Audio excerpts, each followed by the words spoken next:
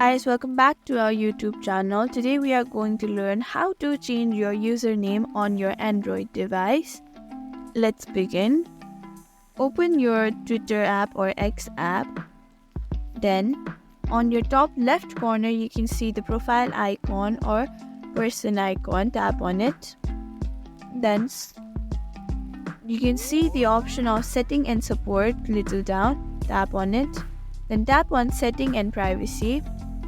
Then go to your account.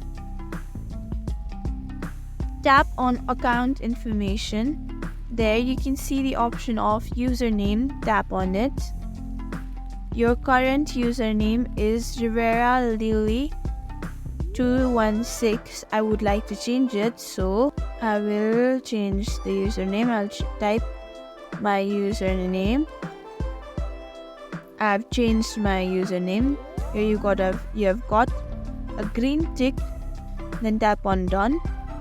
Your username has been successfully updated. Thank you for watching this video. You can like, share and subscribe to our channel for more such content.